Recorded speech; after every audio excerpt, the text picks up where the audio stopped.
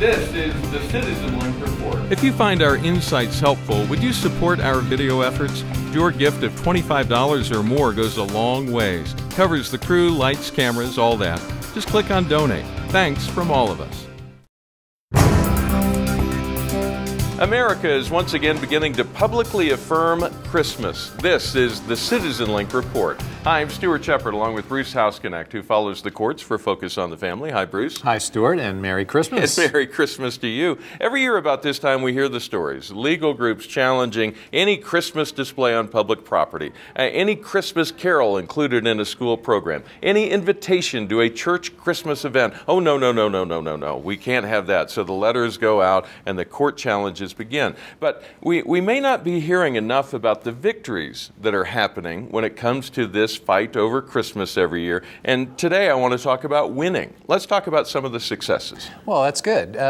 We started it off earlier this year, back in March, where the federal appellate court in the Third Circuit in Pennsylvania said, look, to a school district, you cannot prohibit a child from distributing flyers, inviting other children in the class to a church event at Christmas time if the school also allows flyers to go home on other subjects. It's kind of the level playing field approach to it. That was a plus for Christmas.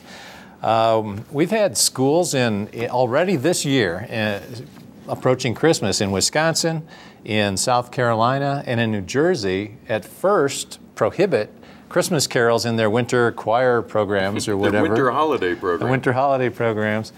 And then reverse course after they heard either from the parents of the school children or from affiliates like the Alliance Defending Freedom, who are quite good at sending letters educating these school districts on what really are the rights of children in schools at Christmas time. So that's been a notable victory.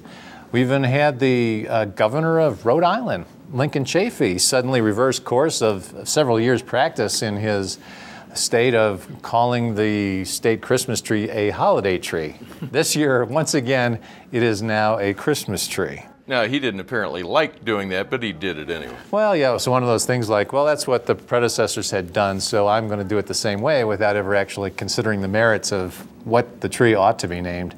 And finally, we're seeing nativity scenes go up around the country in various cities and state capitals, and we're very glad to see that, and hopefully those will not be challenged in court because they have been done correctly. And that includes Springfield, Illinois, Tallahassee, Florida?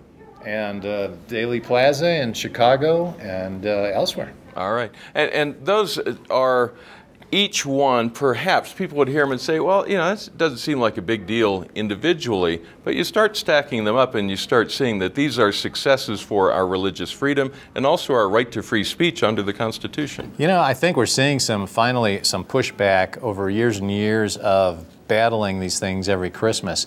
I think what it's taken is a little education. And groups like ADF who are willing to do the battles in court if necessary.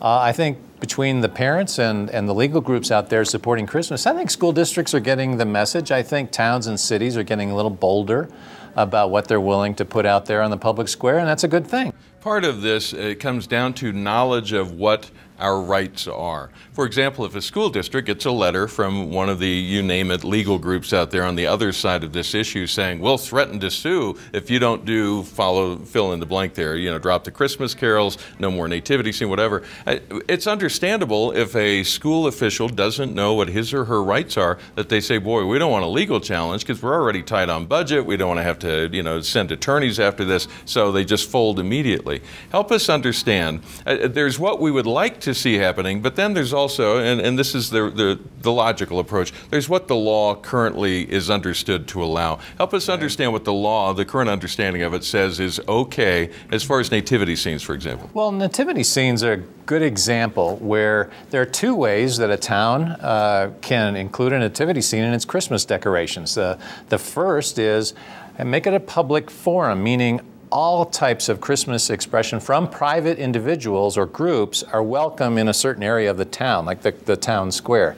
So you have a Christmas creche over here on one side, and then you'll have something from the atheists over here on the other side. That's where you have a kind of a level playing field, and you have to really view a lot of different kinds of messages. And the other way is if a town wants to put up its own Christmas display, it needs to have a secular reason for including a nativity scene. And the Supreme Court has ruled that a secular reason for including a nativity scene is that you're celebrating the season along with all of the other seasonal events that are part of Christmas, like Santa Claus and reindeer and snowmen. So you have this other body of law that says if you include all these secular objects along with a nativity scene, you're okay. So if you could talk to city officials or school officials in public schools, what would your advice be to them? What encouragement would you give them? My advice is don't listen primarily to what the secular groups are saying, because the conclusions you're drawing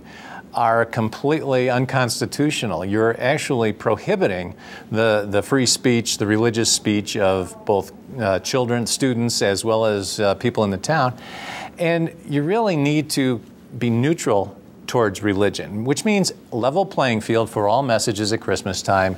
And if you can do that, then you're going to be fine. All right. Bruce, thanks for those insights. Very helpful. You're welcome. And if you'd like to share your thoughts with us, we're always ready to hear from you. Write to us at mail@citizenlink.com. We read every message that comes in. We don't always get to answer each one, but we do check them out as they come in. And remember, pray for elected officials and school officials around the country as they start getting these letters from the usual gang of suspects who just spend a lot of money on ink and paper. Pray that they'll have wisdom, that they'll know what their rights are, and that they'll make wise choices when it comes to what to do with those Christmas programs and Christmas songs and Christmas displays. And remember, stand tall and be heard.